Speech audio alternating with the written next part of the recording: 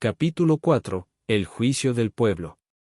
Los días que siguieron a la confrontación entre Tomás y Arturo estuvieron marcados por un aumento de rumores en la pequeña ciudad.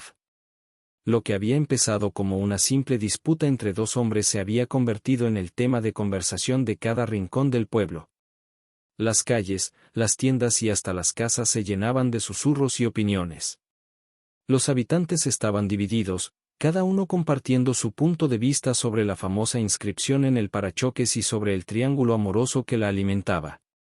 Arturo, dolido por la negativa de Tomás a retirar la frase del parachoques, tomó una decisión drástica: llevaría el asunto a los tribunales. Tras sopesar la situación, decidió que la única forma de librarse de esa humillación pública era resolver el problema legalmente.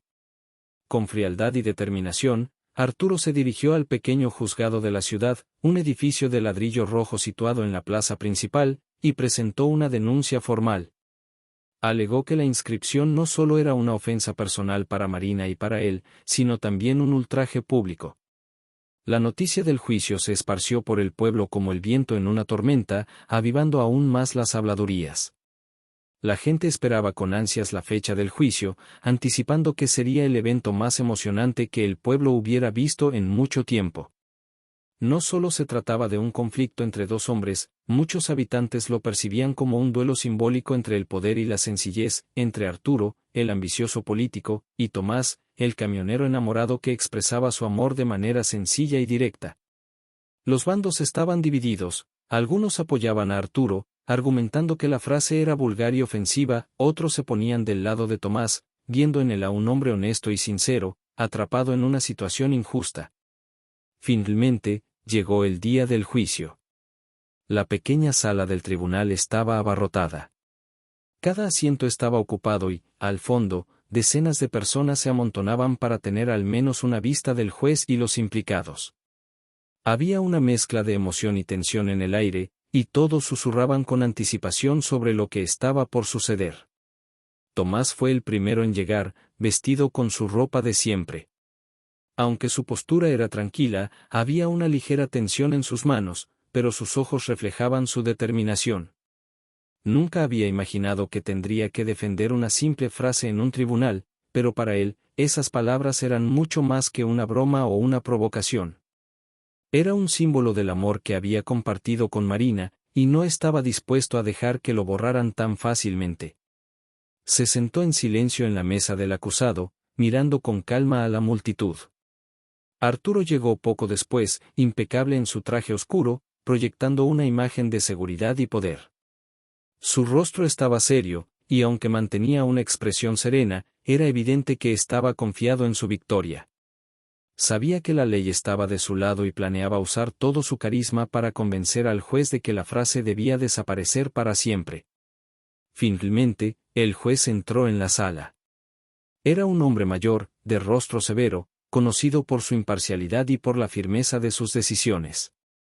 Después de observar brevemente la sala repleta, indicó que el juicio podía comenzar. El abogado de Arturo fue el primero en hablar.